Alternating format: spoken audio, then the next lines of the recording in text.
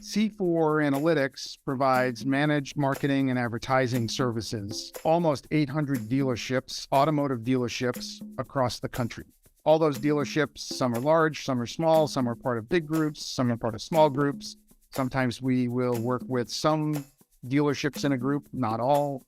And we help them day in, day out, week in, week out, month in, month out, find those people who are in the market to buy a new vehicle, and we get them to the dealership.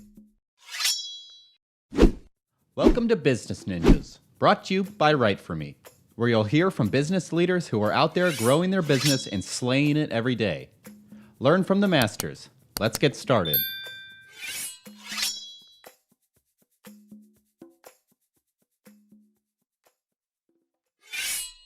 Hey everybody, this is Max Pibbin with WriteForMe, and you're listening to another episode of the Business Ninjas podcast, where we meet the business leaders who are scaling their organizations. And today we're talking about C4 Analytics with Mr. Jeff Johnson, who is the COO at C4 Analytics. Jeff, thank you so much for being with us today. Thanks, Max. It's good to be here. Yeah, we appreciate it. And, I wanted to use this time to kind of before we get started, just to dive into yourself, and I've had the opportunity to meet with you, but, before we jump into, your organization, what you guys are doing at C4, feel free to kind of let the listeners know who you are and who's Jeff and what you're up to. Sure. I'll spare you the long, winding autobiographical view of that, but I've been at C4 Analytics for the past 3.5 years. Prior to that, professionally, I grew up in the advertising and marketing world. I came in through the creative side originally, and soon into my career, I found out a few things. One, I really liked getting under the hood of why are we doing something? What's driving this from a business perspective? That took me on to some other roles that evolved to business strategy and connecting a client's business to the outputs, depending on the company I was at. And that led me to various roles. The other thing that came converging in at the same time was I'm old enough to have seen the transition from an analog world to a digital world. And I quickly realized that if I didn't embrace that change, I'd become the dinosaur that I saw many others be. And you also just saw my Rhode Island accent come out. So that tells you a little bit more about me. I'm now proudly in the Boston area as well. Those two came together, that transition into the digital world, and my love for understanding a client's business and how to bring that to fruition, working on large scale websites and helping tether that from a business strategy to a digital transformation strategy. And then with C4 Analytics, I actually moved into a role where a lot of my transition went from being very external client facing to very internal, helping an organization understand how to scale the work we're doing and be more effective, be more efficient with the work we're doing at C4. Gotcha. So it does sound like you're in the process of scaling. So just tell me, I guess, a little bit about, your role as COO. Like what's the current focus for you right now? Sure. Well, the current focus is twofold. One, before I took on this role, I did what any smart person I think would do. I went and found out, what is a COO? What do they do? And I learned some interesting things. And it's one of the roles that there isn't a C-level magazine for. There's no CMO magazine, CEO magazine. There's no one right way to do it. And the common denominator that I found everywhere I researched, every person I talked to, what it all boiled down to is, how do you work with the CEO, have an aligned vision, and then complement the CEO's skills? So not duplicate, complement. And that led me here with C4 to make sure I was totally buying into the mission of the organization. Yes. 2, can I work well with the CEO? Yes. 3, can I complement, in this case, his skills? Yes. And then the fourth thing is, to do that, you have to be one part very adaptable.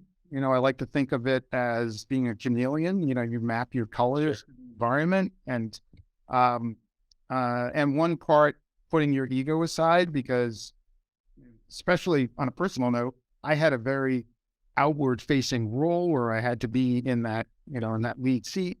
And here it's very much not that, not that the dynamic is awkward, it's just different.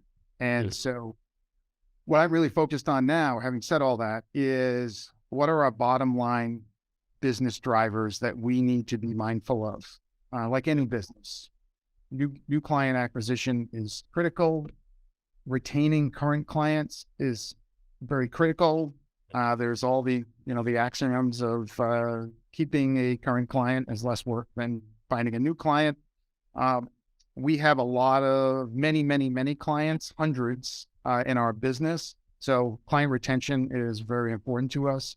The third piece is around our employees. And we're always looking to attract, recruit, retain great employees. And we're in a business that we do a lot of training. This is where employees' first or second job out of college. So we have we have a big spotlight on our back from, external sources who go, oh, if you're C4 certified, I want you here. So we've got to make sure we're always doing the best we can to retain great employees. And then buying into the mission as well. Yeah. Yes. 100%. Yeah. So as it sounds like there's a focus on, for you from an internal and external perspective, on your customers, churn, reducing churn, increasing retention and revenue, new business. So there is like a little bit of sales, definitely, but also internally at the organization and focusing on the same thing, right? Like keeping employees happy, get them the tools they need to be successful and helping them buy into the organization. And I don't want to put you on the spot here, but since you bought in, you've been there for 3 years. We've talked a little bit about your role. Let's talk a little bit about C4.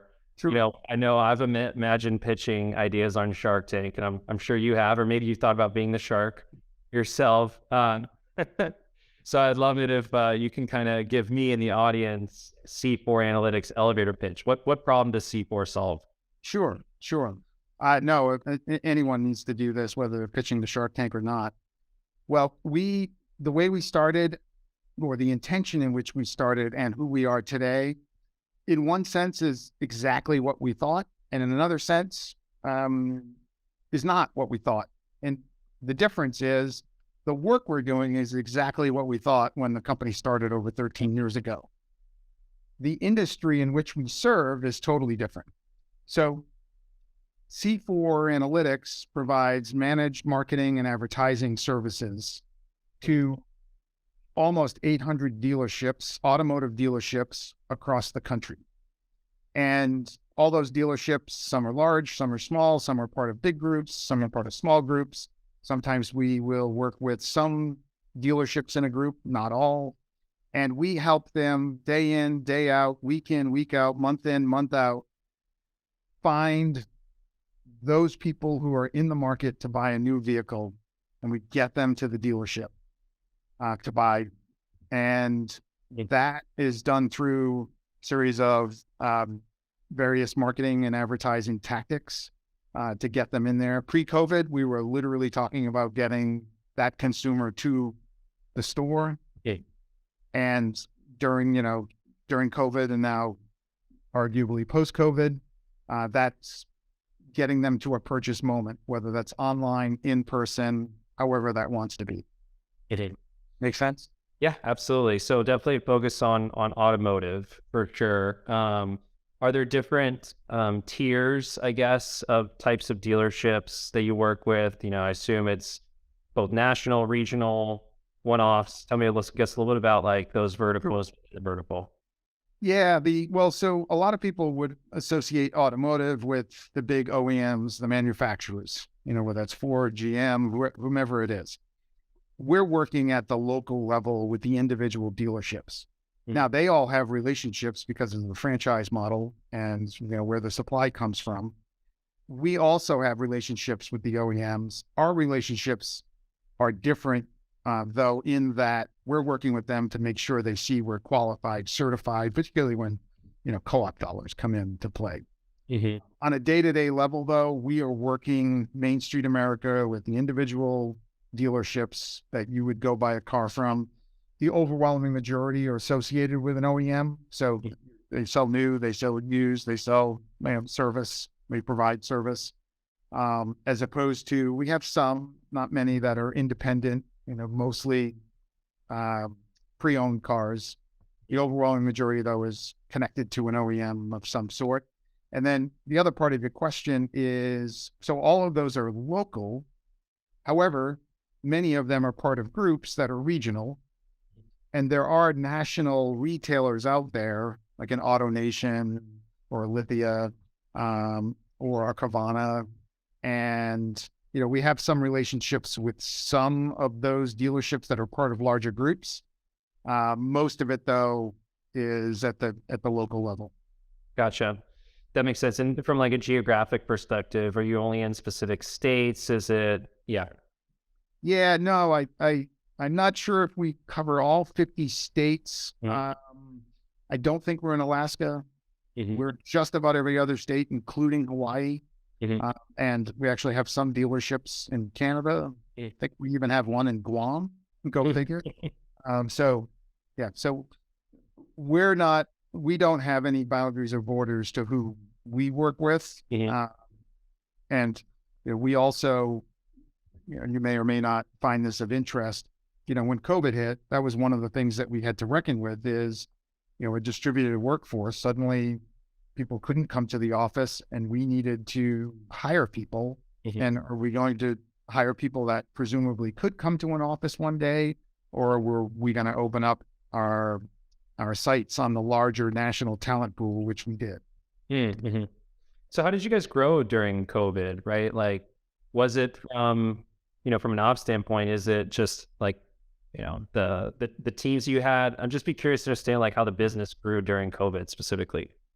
Yeah. Well, when COVID hit, like everybody, we geared up knowing it was, an inevitable thing that we had to take some time out of the office to deal with this at a national, international level. And so we prepared ourselves. We did some pressure testing. We came out pretty good shape working remotely. And we thought 2 weeks, 3 weeks, 4 weeks. Well, 4 weeks became 8 months, became the third year. And, so that was one piece of it.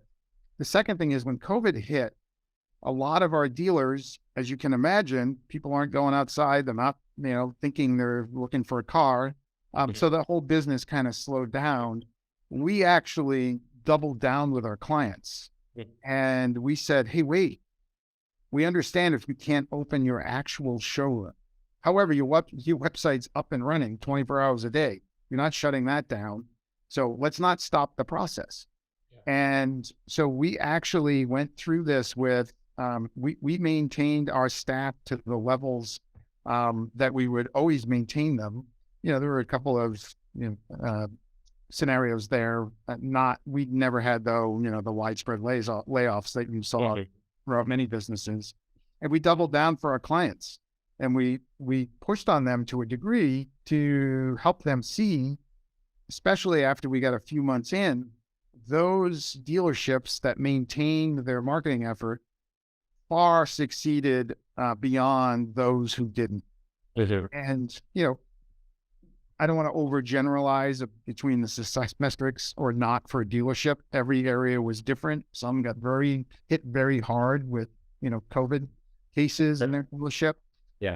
What we did though, is we made a very concerted effort to support them every step of the way and not use that as a reason to scale our own business back. One example I'll give you, and this, in my mind, in many ways sums up why I love C4 Analytics and the team we have here. That day in March of 2020, we left knowing that we're probably not going to come in on Monday because of, the alerts. Don't come to work. I left on a Friday and I came back on a Monday. Our team had prepared a strategy deck, 80 pages long, and of different strategies and tactics that our dealers could take to address every conceivable possibility that COVID presented. And I was never more proud and amazed when I saw that.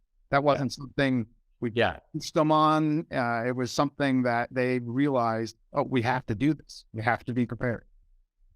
Well, kudos to the C-suite for recognizing that, and for the marketing team to do that too. I mean, I remember having conversations with our CEO. We had teams worldwide, Philippines, Guadalajara, Mexico, in the Ukraine Yeah. as well, and so things affected those other parts of the world probably a little bit quicker than here in the U.S. So, yeah, there's definitely a lot of offense and defense being played even before the shutdown even came through. So it sounds like that's what you guys are really focusing on as well. And same thing goes for your messaging to your clients. It's you got to play some offense and defense. You have to maximize your web traffic. You have to maximize eyeballs to the website and thinking about different ways to convert them there when they're not coming in your store, right? There's still virtual ways to have conversations and get those conversations started. So your website is the best way to create an extension of your company's voice. And phone lines still work, right? Like, how can you get people talking to the team as quickly as possible? So, Yeah, no, 100%. And your offense defense comment, rings loudly here, because the thing our clients trust in us is that we're going to bring them the solutions to the table. We're not order takers. There are some clients we have, they're like, this is the way I want to do it. And we'll work through that. More often than not, though, week in, week out, our clients are looking to us to bring to them the strategies and tactics they should be rolling out. They'll always know their business better than we will. The best ones share their bottom line business objectives with us so that we can bring the right tools and tactics to the table to help them achieve that. Yeah, it sounds like, you have to understand what the dealership's goals are. Is probably going to be the biggest thing for your team. So why do, your customers choose you over the competition? Like, what is that secret sauce, right? It sounds like the team, how you guys think about strategy. But I'd love to hear from you too. Sure. Well, I think a big part of it is this. There's many single point providers out in the marketplace. We do this one thing. Yeah. And our clients will pull a few of those together and make a more complete solution. And then there's product companies. We have this product platform, and oh, by the way, we can do these other services around that. The product is their priority, though. Mm-hmm. So it's a one size kind of fits all product. What's good for this client needs to be good for that client because it's a platform. We take an approach where we leverage technology to support what people do best. And, I mentioned that results, focus that we have, the business results focus. And the way I like to sum it up in sort of 3 little bites is we're tech-enabled, human-powered, and results-driven. And for us, it's all about that high-touch, white-glove boutique experience. And each dealership is getting custom solutions in the marketplace specific to their business challenge. They're not getting a templated approach that others are also getting. Love it. Yeah, I can definitely empathize with the human approach, but utilizing tech and data to drive the human aspect to it.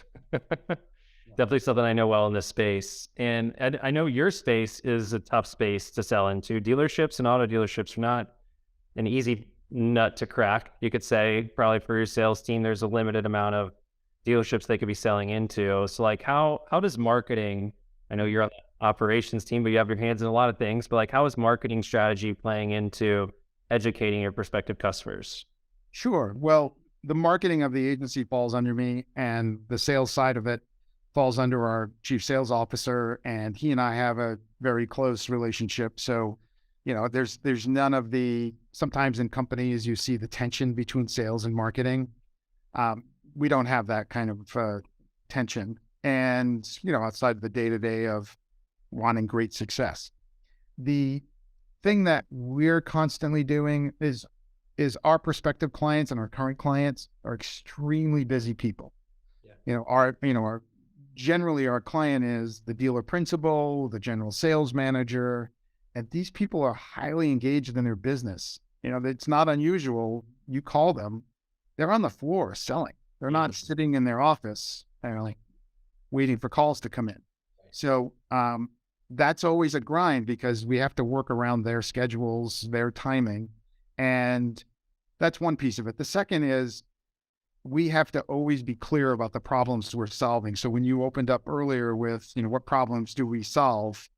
There are some challenges that dealerships, they know they have a challenge. They're not quite sure how to put a finger on it. So we come in and talk about what we do in that context. And that often will sort of shed the light on why we're unique, different, and they should at least listen to us. Once we get in front of a client and they see what we're doing and how we're doing it, the lights typically go off, they register, I get it now. Yeah. So, the biggest challenge, like any organization, is getting over that initial hurdle of getting the appointment. We do a lot of activities. One of the things we do is webinars and try to take a thought leadership approach so that it's not an intimidating way to interact with us because there's no pressure of, the sales process mixed into that. Yeah. And we believe, in being thought leaders in the space anyway. So, that works nicely there. And then there's different conferences and trade shows that we attend. And, there's a couple that are the sort of the big ones that we're always at. And, that's how we get awareness and get direct contact with the dealerships by going to those conferences that they most attend. The last thing I'll say is our clients are, I already said part of this, which is they're extremely busy. They don't have the luxury like other industries of thinking about, well, let me plan my marketing year out, as a year ahead of time. They're living month to month, week to week, day to day. And that's something that if somebody tries to talk to them and doesn't realize that, they quickly, sort of out themselves as not really understanding the industry. We completely embrace that, even when we're delivering the work. We don't start the beginning of the month and do a set it for the month and then let it play itself out.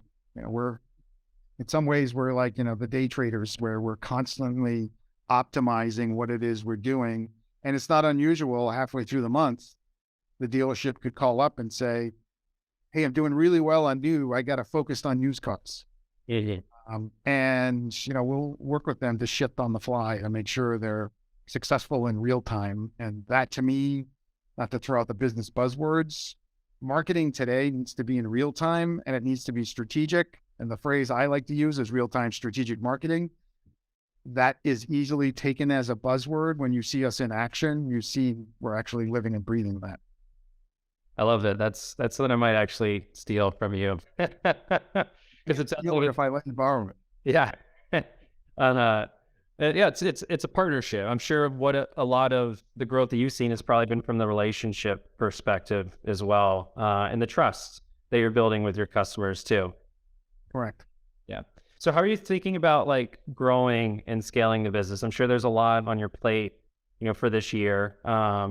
So what is that next focus for you? Is it, bringing on key team members? Is it, marketing? I know you mentioned some events and trade shows coming up. So how are you guys thinking about scaling?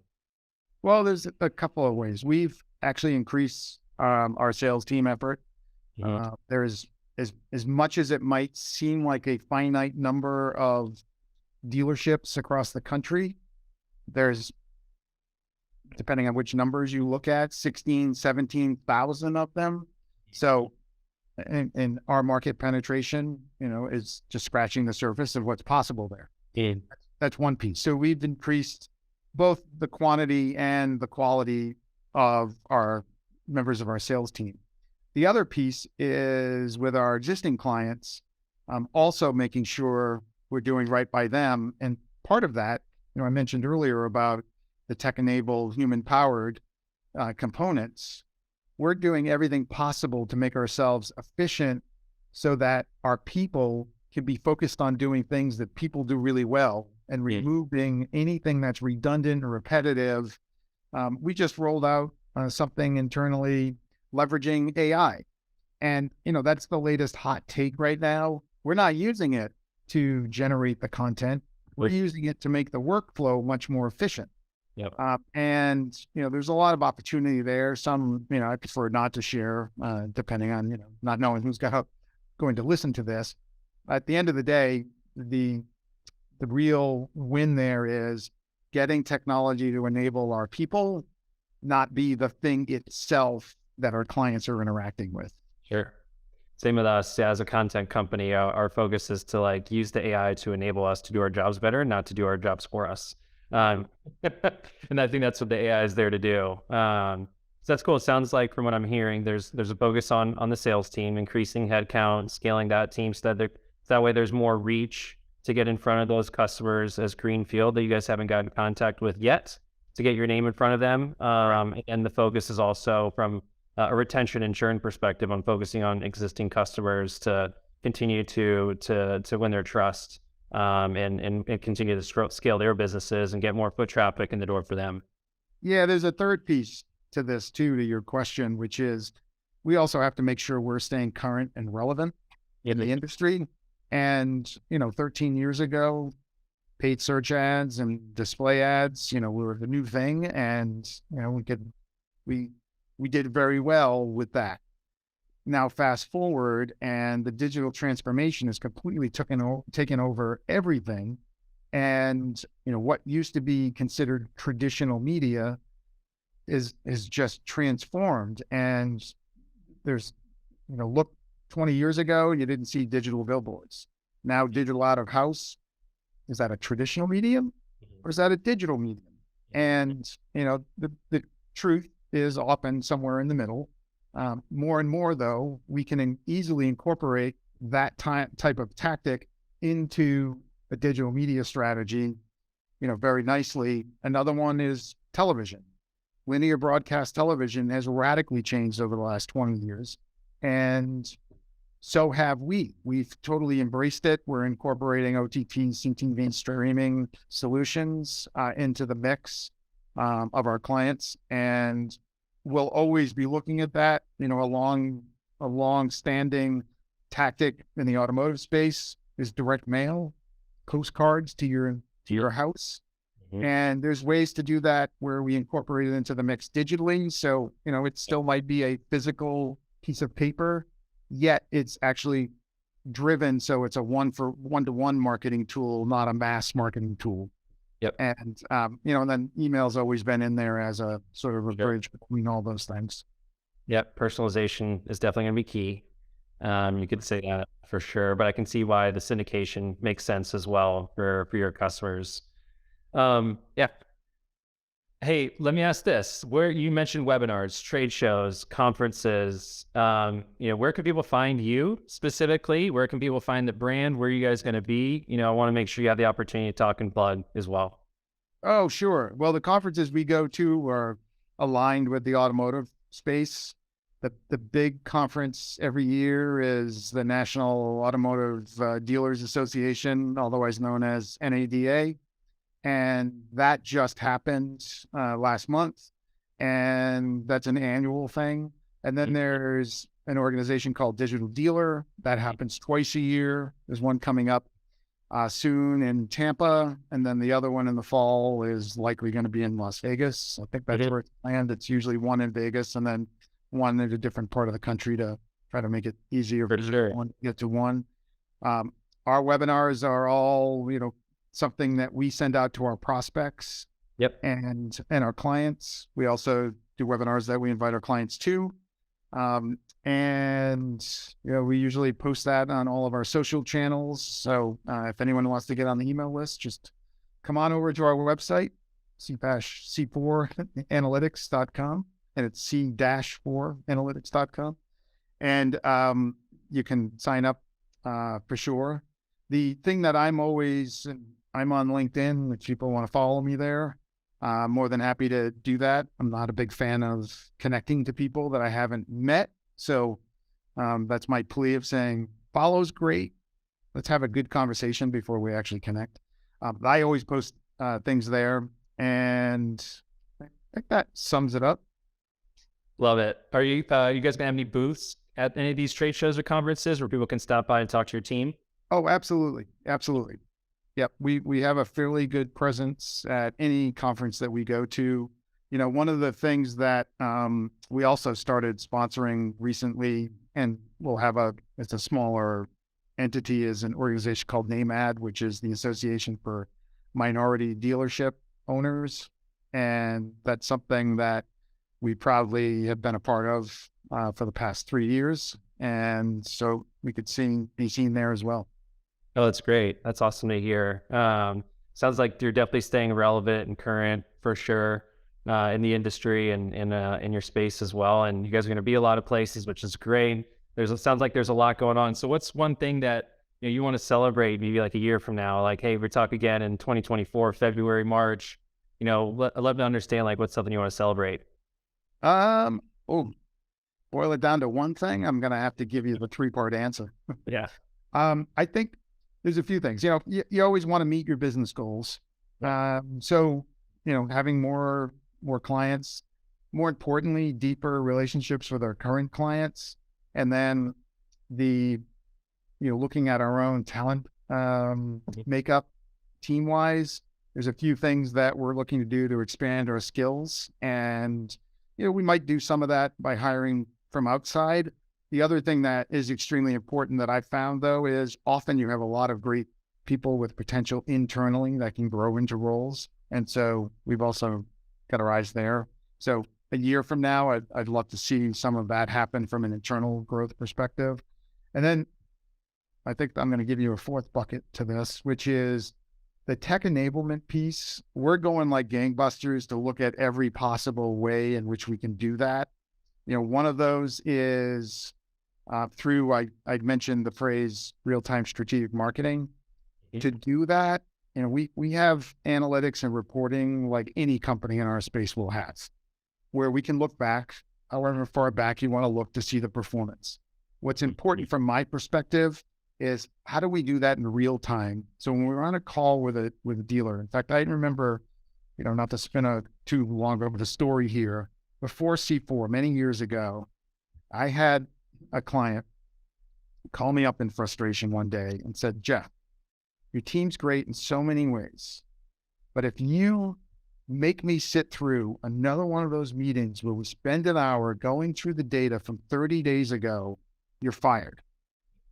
And so we talked about it. And she said, "I trust what you're doing. What I need to know is what's the next 30 days look like, because maybe you saw a data trend, maybe you saw something. I need things to be in real time." And that's when it really just stuck in my head that, all that reporting is necessary and good. What's great is how do you look at what's happening today? Now, I wasn't in automotive in the example I'm giving you. It was in higher education. So the lead time was much longer. And here we talked to a client. They're like, 30 days ago, I don't remember 30 days ago. I closed that month out. I'm in this month and I'm in this week. What can I see now? So we've actually, coming now full circle to this, the reason why I brought that up is the tech enablement piece is also how can we deliver the data in real time so that we can make decisions in the moment, not, only based on historical perspectives. And, and that's something, we continue to work on our end as, internal projects. I'm stealing real-time strategic marketing. We're gonna figure out different ways we can leverage that topic too. We're in different worlds. Yeah. But same with us, right? As a content company ourselves, right? We need to look at the data, what it's doing now, and how can we optimize it. Like that's the biggest thing is being able to translate the data and be able to show that, hey, there's different ways that we can increase X, whatever that data point specifically is that you're solving for. Right. So as we wrap up here, anything you want to share, anything that you think our listeners need to know about you or the company that we haven't talked about thus far? Just want to give you the floor. Well, geez, that's a loaded question. If my wife were listening, she'd say, "Jeff, don't do it. Just shut down. Just say, thanks. This has been great." Yeah. Now, well, if I have the opportunity, we're always looking for good people. And I can tell you, I came from outside of automotive. Does it help to have automotive experience? It does. Does it help to like cars? It does. It's not a deal breaker though. If you have an interest in learning the industry, we've got the team here that is extremely experienced. We've got an amazing onboarding process to help us get up to speed. One fun fact I will tell you on a personal note is before my professional track really took off, I actually had the honor and fortune of being on the U.S. National and World Cup skeleton teams. And if you're not familiar with skeleton, that is a one-man bobsled where you go down head first, face down, and raced competitively for about 6 years. And it was an experience that actually served me very well as I went into my professional pursuits. And, with discipline and training and, all the skills that you need to be successful there transfer over. I definitely look at those guys and girls who do the skeleton, like, what the heck are you doing? That's like the one event I'm like, this doesn't seem safe. Yeah, well, it actually is the safest of the 3 sliding sports, bobsled, luge, and skeleton. People will often think that because you're going down head first. And especially with the newer tracks, the reality is you're always in a curve, so you're not like, hitting something perpendicular. But if you like going 70 to 80 miles an hour and you like being this far off the ground and that adrenaline rush and you like G forces, then this is for you. I love it. Not for me, but I'll stick to golf for now. But I appreciate your time. Definitely enjoyed the conversation. I feel like I've learned a lot about you and C4 and what you guys have going on, and definitely appreciate you being a part of the Business Ninjas podcast, and looking forward to see how things move forward with C4 here in the future. So I really appreciate your time. Likewise, I appreciate you having me on.